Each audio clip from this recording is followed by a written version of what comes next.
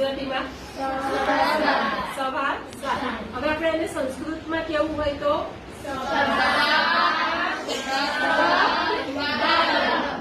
સમજણ? આપણે આ લઈ ગયા 8 ઉપર, એટલે આ ગુજરાતીમાં કેટલા વાગ્યા?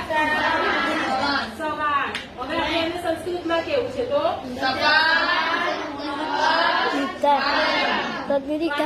ગુજરાતીમાં કેટલા વાગ્યા છે? 8:30.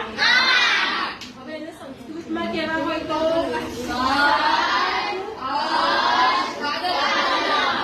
સમજણ પડી? ચાલો હવે આપણે એને થોડું બદલીએ, 10 કરી લઈએ. હવે આ કેટલા વાગ્યા? 10. તો સંસ્કૃતમાં કેવા છે?